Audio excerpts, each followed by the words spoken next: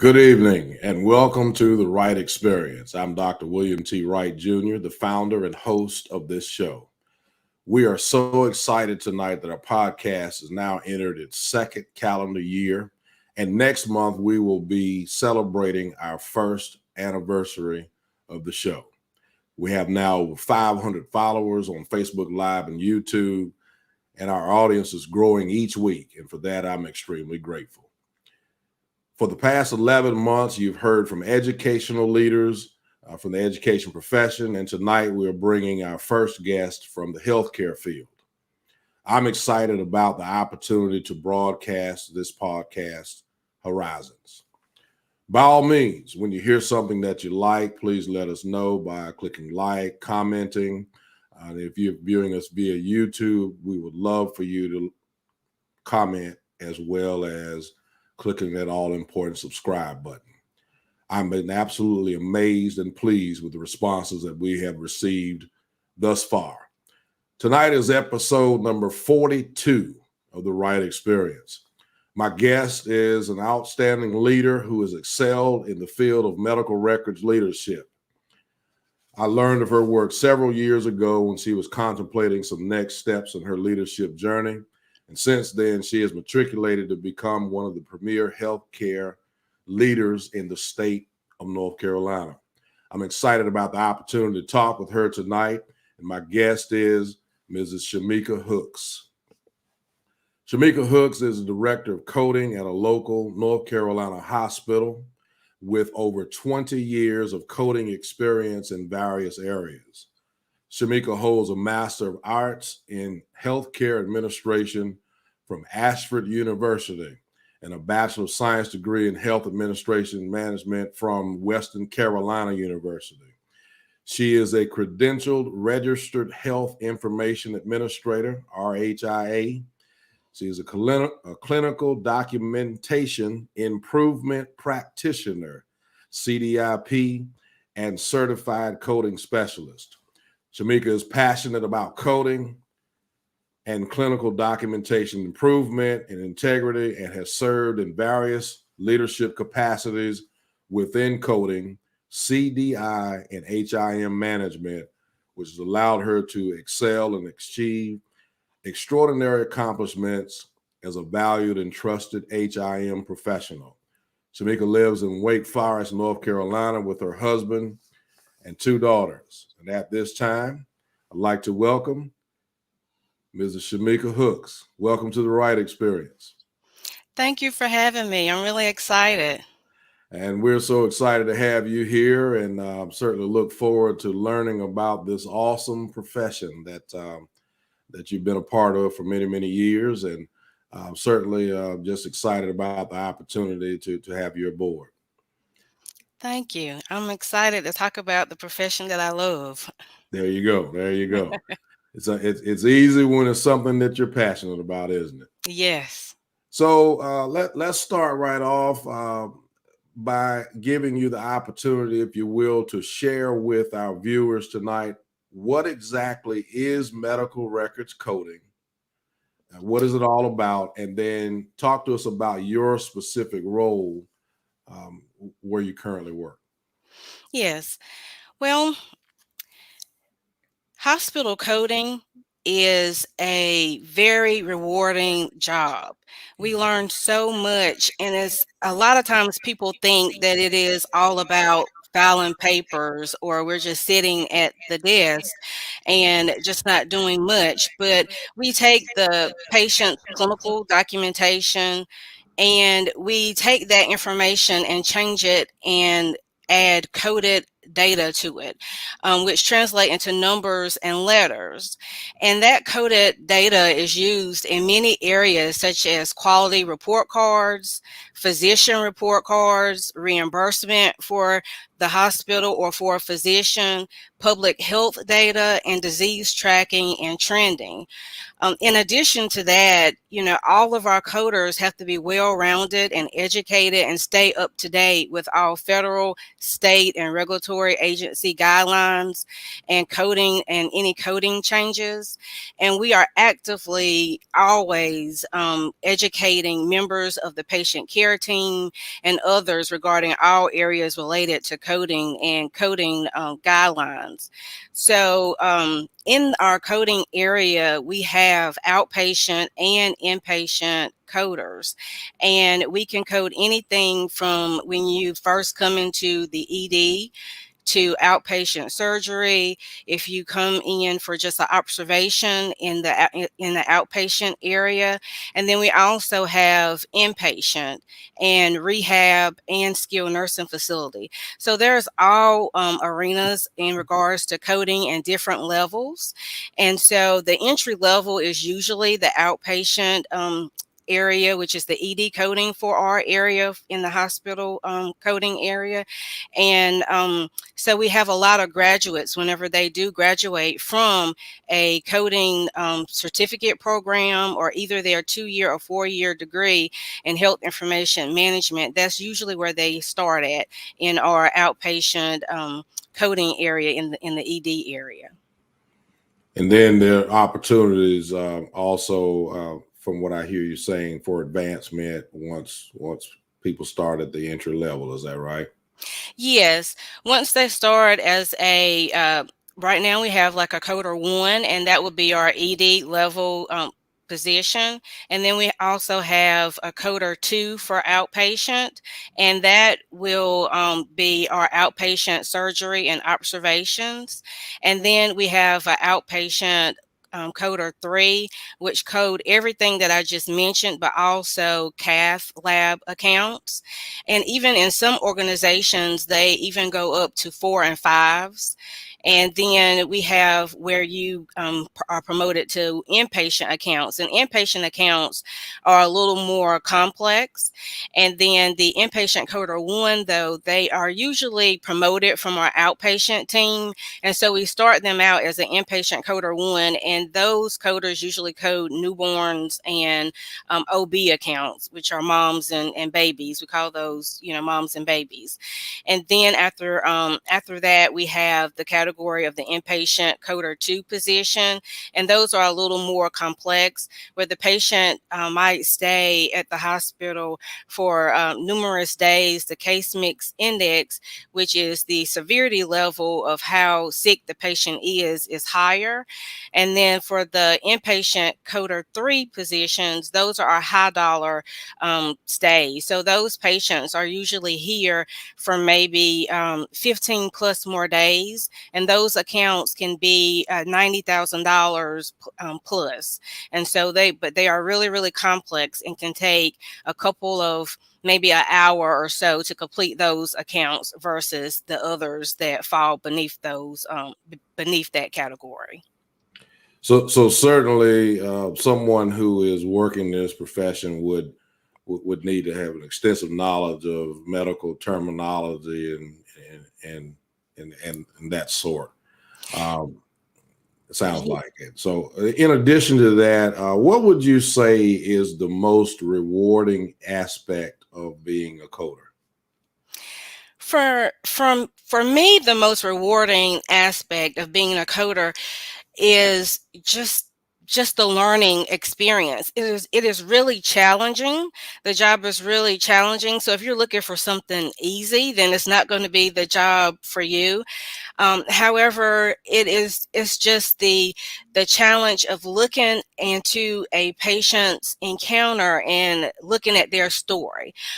So if you are interested in just reading about a book on someone, then that's kind of how I look at it. Also, if you're interested in just educating, so we have where you can educate physicians, nurses. In any opportunity that I am able to get out there to go to any physician meeting, any nurse meeting, any of those, to let them know what coding is, that is rewarding to me, because we're not just butts in a seat. We do know medical terminology, we know the disease process, we know anatomy and physiology. And in the end, we can help them whenever with their documentation. So whenever we do code those diagnoses that they document in their encounters, it can reflect how sick the patient is, and also reflect on their report cards and the hospital report cards, or the quality report cards.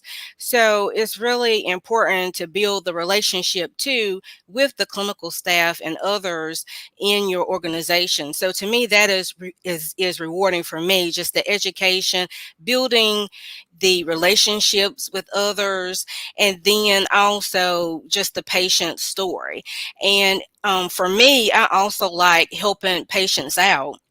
Sure. I get calls from patients sometimes in regards to the diagnoses that are on their account, or the procedures that are on their accounts. And so just having that one-on-one conversation with them, going through their account with them, explaining why it's coded that way, or if it's not reflecting accurately, I've even helped them get some things changed in their medical record as well. So this job could be, more than just, what the typical person might think it is, because a lot of people say, oh, you just file paper, and we don't. We do a lot. And I have so many people in different jobs underneath me. I've was really I neglected to say that I also have a coding educator, and Okay. she also go out and help with educating other areas and departments.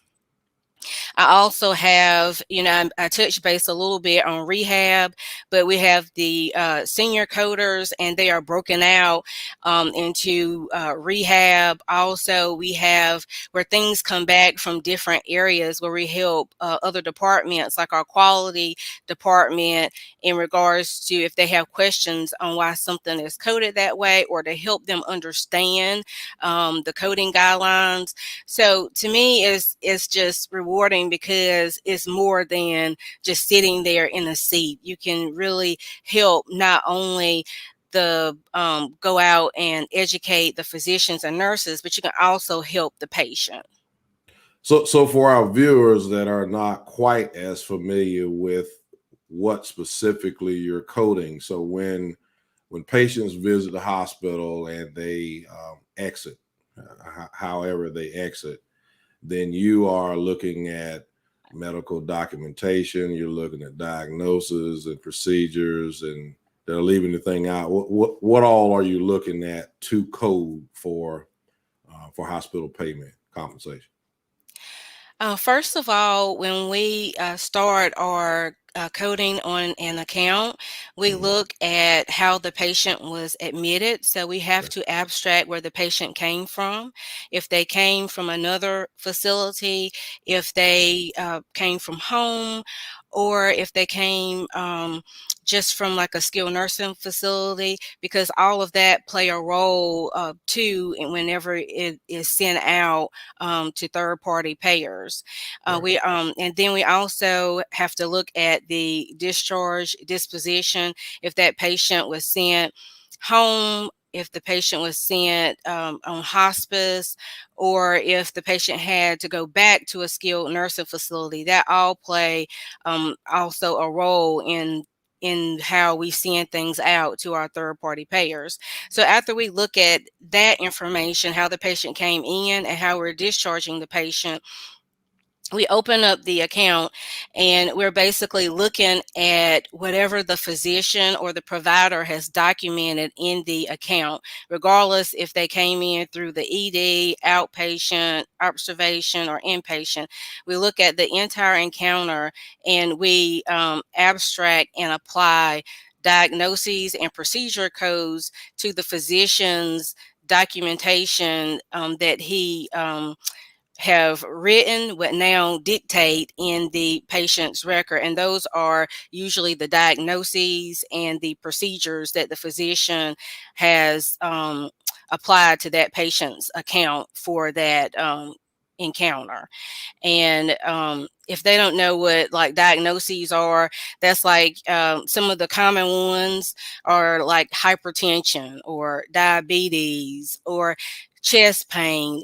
Those are things that we might code as diagnoses. And then procedures, like if you come in to have, let's say you fell outside and ended up having a laceration and on your arm or your leg, then you might have to come to the ED and have that stapled. And so we would have to apply a procedure code to that. And that's like just simply to put that, but there are more complex things that go on in the stay of a patient's account. But that's just kind of just to give a little short scenario of a patient's in the ED.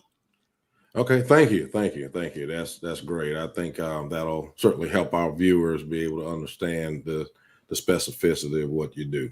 So, why should a person consider becoming a coder? Well, I think that a person should really consider our coding field is because of the rewards and the great learning experience that you have every day in this profession. We learn so much from the physicians and nurses without having to have the face-to-face patient contact, but we are being a part of that patient's experience by making sure that what is diagnosed or the procedures done on that patient are applied and that it is correct for that patient. So I think it can be very rewarding in that aspect.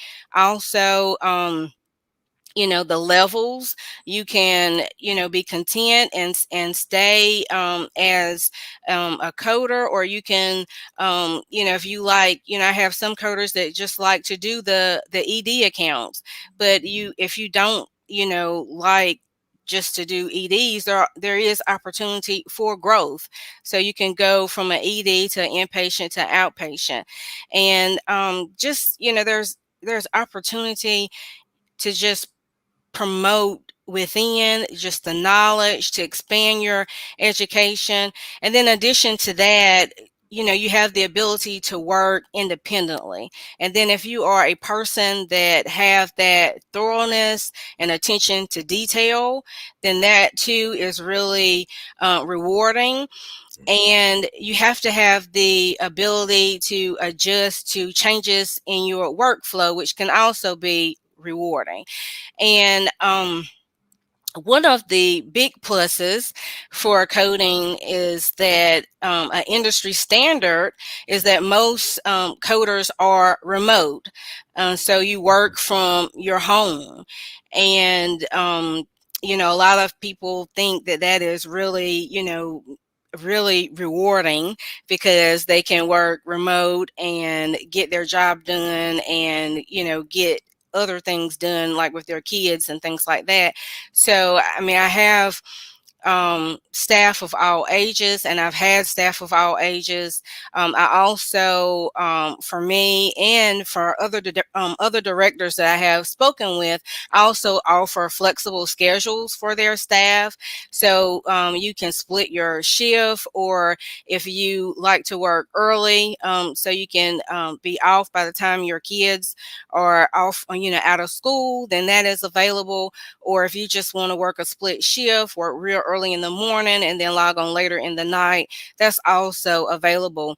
And just like I said, like I have talked to other directors in the coding field, and that tends to be an industry standard among all of us. Mm-hmm. So a lot of flexibility in the field, as well as right now, I think everybody wants to have the opportunity to work from home. So that's certainly a plus as well. Yeah.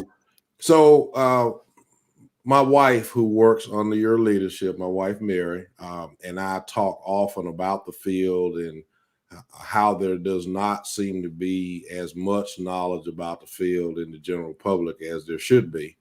And we're in the process right now of talking to several of my colleagues in the education field and superintendents and community college presidents about looking into the field, because we do know that it is also a financially rewarding field.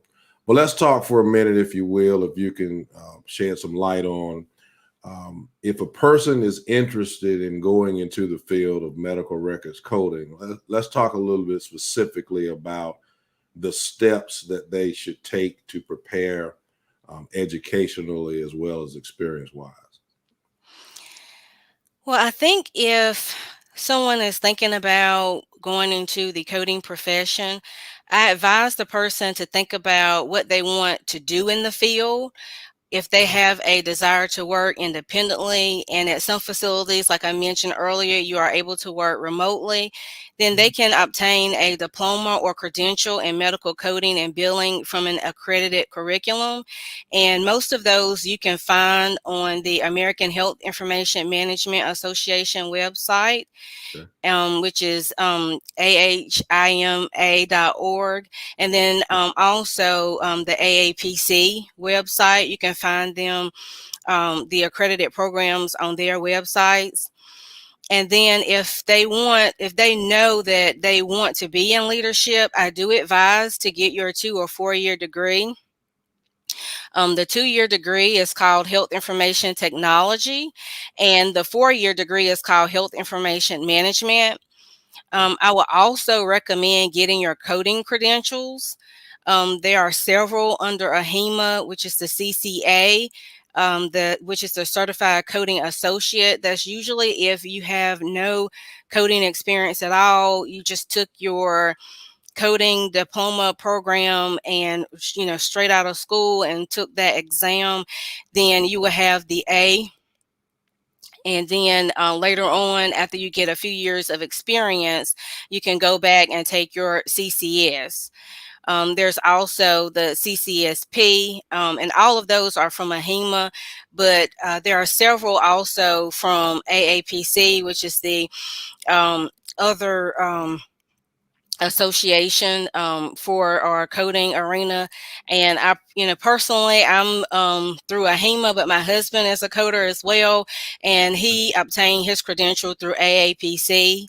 And when he first finished, it's a funny story because he actually went to school for business, and he felt like my career was a little bit more rewarding than the direction he was going.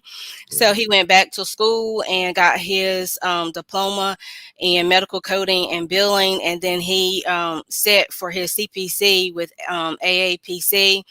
And because he did not have any experience, he had the A on his CPC A at first, but after a year, they dropped the A off if you actually code, for a year.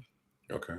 So Okay. that is education wise what I would advise. But I would also, advise the person to just think back about their skills and what they think, they would like to do. Like if they would have the ability to work independently, because this is not a job where someone would be there overseeing you or holding your hand, but you are expected to meet production and quality standards.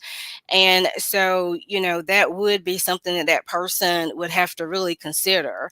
And then because we have to have quality goals because of the things that are used for our coded data, such as reimbursement, quality outcomes, the physician report cards, that you really have to be thorough and your attention to detail really have to be on point. So if you know that you only, could see it for 5 minutes and then you have to leave, then this, you have to really assess that as well. Also, just like, the ability to adjust your change in workflow, because things can change. You might be sent an account to code, but then there might be an emergency that you have to be moved to another area to code something else. So just being really assessing yourself to see, okay, well, would I like, to change, or would I, that would not be a fit for me. I also really strongly think a person should have strong written and verbal communication skills to communicate efficiently with individuals at all levels of the organization, because, me personally, I have had to go to meetings of, with all levels of the organization, and you would just have to be really comfortable with that also, especially if you want to be more in the leadership role. Okay. And I can go, into it more in regards to, like I mentioned, just make sure that whenever you do look at a curriculum for a coding profession, make sure that that medical terminology is going to be taught in that curriculum, as well as the disease process, the anatomy and physiology, and the ICD-10-CM, PCS, CPT, all of that need to be taught in that curriculum. I know that sometimes we see those commercials on TV in regards to working from home and coding, do it in 3 months or 6 months. Sometimes, those are not all whatever, it is advertised to be. So you really need to be careful and really make sure that the program that you are entering is accredited and have those essential things to make you successful in this career. So accreditation is the key to vetting the program. Is what you're Yes. hearing. Okay, and then I remember anatomy and physiology. Did you say that? I remember that Yeah. thick book. It's been a while ago, but I remember seeing that book, and wow. Anyway, so there is a lot of knowledge base that goes into this valuable work. So, Mrs. Hooks, who or what do you depend on to continue to grow as a leader? For me, I am a continuous learner. Okay. So I thrive from an environment with opportunities to learn, to grow, and improve my leadership skills and my coding skills. And as a current leader in the organization that I'm at now, I think about what the future needs, at that time, at that organization, and I strive to try to make that happen. So if I know that the trends are, you know, like recently, I saw that the trends were leveled out for coders. So the coders were now being leveled as a coder 1, coder 2, coder 3, and so on. And so I make sure that I stay abreast of some of those things, so I can make sure that the future needs of the organization, but also the profession, are met, so I can um, make sure that my staff are happy too. I want them to feel like they are comparable to their other colleagues at other organizations. I also feel like I'm a teacher, so anything that I know or I learn, I am hands-on and I try to teach it to my team, because one day I might win the lottery, and and I want to make sure that they are skilled enough that if something like that happened, that they, that I have taught them where they could take over and be able to take it and run with it. Um, Also, I just think too that just surrounding yourself with positive people, Mhm. and in addition to having those positive people, I'm not saying people that always agree with you. You want someone that's going to challenge you, But so I like to have both positive and challenging people around me. Sometimes there can be a person with so much knowledge, and they can be negative and they can bring down the team. So I try to stay away from that type around me or in my team. So I really try to really focus on the positive no matter what. And I know things can be challenging at times, but I try to always focus on the positive. And I am kind of a goal oriented person, a vision person.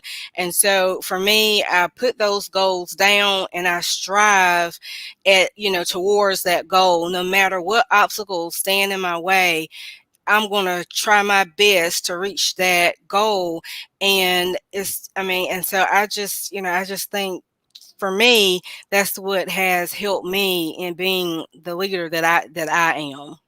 Very good. You mentioned selecting and making sure you had the right person is a valuable part of leadership. And just last week on this show, I said something that I've always used. You can be a resident genius. I use that term. You can be really, really smart and know everything and be on top of your game. But if you don't fit well within the organization, which is some of the soft skills that you talked about, then it's probably not a good thing. So as leaders, we got to be smart enough to make sure we get the right people in the right place doing the right things. Yes. And I think that's commendable that you're continuing to learn and continuing to grow. Leaders have to do that. We can't just sit idly by and assume that because we've got the position now that it's time to stop learning. So I think that's awesome and a great message for our viewers. So Mrs. Hooks, let's say you've got someone out there who has been watching you from afar or close, and they aspire to lead like you are, aspire to be a director of coding at a large hospital one day. What advice would you give to them? The advice that I would give someone is to set their goals. Okay. And for me, not only in your mind, but write it down, put it somewhere where you can see it every day, and write that goal down. And if you want to be a leader like me, I would say not to. You need to be a leader like yourself. Maybe take a little bit from everyone that you learn from. I've had several leaders in my path as I have gotten to this position, and I have taken nuggets from each one of them. And, even from, my mom and dad, and things that they have done, have helped me in my course. And then even whenever I struggle in regards to where I wanted to be, or where I wanted to go with this career choice, I had you at one point that I reached out to. So don't be afraid to reach out to others as well to get advice. And you gave me that extra nudge to say, hey, if that's what you want to do, go ahead, take that leap, take that jump. And I had to make the hard decision to move to a different area to be in management. But sometimes you have to do that. If you have that goal and you have that vision and you're looking at it every day, but what you're doing day to day is not getting you there, then you might have to reach out to that extra person to give you that nudge, and you might have to move to go get it. But, don't be afraid to go reach and get what you want. You can't wait on anyone to give you anything. You got to go for it. Well, thank you for the shameless plug, but also I'm certainly proud of your diligence to do that because that is important. It is important for us to encourage and uplift each other, but the person involved also has to step out on that faith, and step out on that willingness to do it, and continue to study that craft too. All of those are such important aspects of being a good leader. And so I appreciate you sharing that with us. Also, what about the future of healthcare? Do you see Anything trending out there that might be interesting to our viewers about the future of healthcare or healthcare hospital coding or anything that might be of interest to our viewers?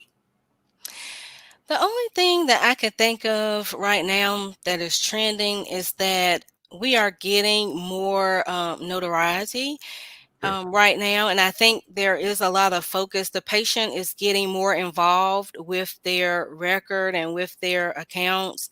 And Mhm. so they are going to the website and looking at those report cards that I mentioned earlier.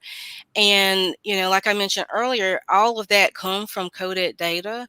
Sure. So I think that, we are at one point, we were the ones that had to really initiate and go to other clinical areas and track them down. But I knew that there was a turning point whenever I went back to my office one day and there was a physician sitting outside my office in the chair, waiting for me to come back and have a talk with me about his documentation. So I knew at that point, oh, it's changing, and we're seeing that more and more. So I really think that our field is really getting a lot of notary right now, and I see that getting, I think that that's going to be, more and more, and I think that things are going to open up for us even more and more. And something I want to piggyback on that I forgot, also something that really that I think that make me a great leader also, is that every job that report to me, I've done that job before. Hmm. I So know that. I have the confidence I feel in my team because they know that I have done that job before. So anything that report under me, from coding to coding educator to manager, I've done those before, and so they feel confident in me and the decisions that I make. Also, another great thing in being a leader is having a good rapport with your executive leadership as well. And I have to say that I have a good relationship with my direct report as well, and I am open to talk to him about anything, and he support me in everything that I do. And even with the future that, trends with coding, I went to him about that, and he really was, really understanding, because he came from another organization too where he saw the same thing. And so, he's really helped us get to where we are now at the organization that I work for as well, just, to get us along the tracks of those future needs and striving forward. So you're talking about establishing and maintaining those vertical relationships, top down, up down, your superiors as well as those that work with you under your leadership. So Yes. that's outstanding, outstanding. All of that is so desperately needed in organizations in general, and certainly I'm sure in hospital leadership. That's so very important. And having that knowledge base to be able to support and help folks is so key. I've been out of the classroom since 2002. I told somebody today, but it probably helps that I was a classroom teacher when I start to try and affect outcomes in education. So certainly, when you've got that knowledge base, it helps you and maintain yourself as a better leader. Yes. So, Mrs. Hooks, is there anything else that you would like to share with the audience tonight that I did not cover about the profession? I cannot think of anything else. I really think that, this coding is really a great opportunity. If there are questions that they have and would, like me to provide feedback, I think that you have asked them to put questions in the chat, or let you know. And if you, reach out to me, I can certainly provide any Okay. feedback or um, anything that anyone want to ask me. Please, I encourage anyone to ask me anything, and I'm willing to help you out in the best way I can. Okay, we'll certainly make those questions and comments and chats available to you. If you'll hold on with me for just 1 minute, we'll talk a little bit about next week's show, and then we'll come back and close out. Okay. My guest next week is going to be Dr. Dan Brigman. Dr. Brigman is the superintendent of Avery County Schools in North Carolina, all the way in the western part of the state. I look forward to the experience of having him. We will also continue, as I've said a couple times before, of having guests who are educators as well as folks who are in other professions. We certainly learned a lot tonight, as you know, about this profession, and hopefully those of us that have viewed this podcast can go back and talk about with young folks as well as folks looking for a career change about this awesome profession of coding, hospital coding. And so as we continue to branch out, that's what this show is all about, giving our viewers an opportunity to learn so that we all can grow and get better. The next podcast will be on January 20th, 2022. And as I said, my guest will be Dr. Brigman. Mrs. Hooks, thank you so very much for being a part of the Wright Experience.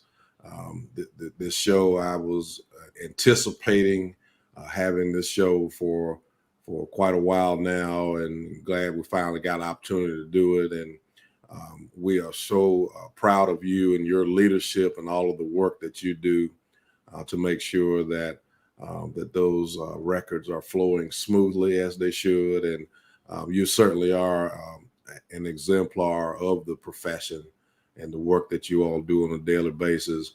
And I personally want to thank you for continuing to employ my wife. How about that? Thank you for having me. And she is, well deserving of it. She is an exemplary employee. Thank you. Thank you. Thank you. I think so too. And for the Wright Experience audience, thank you so much for viewing. Please tell everybody that you know about the work that we're doing here, trying to just grow and get better every day. Thank you and good evening.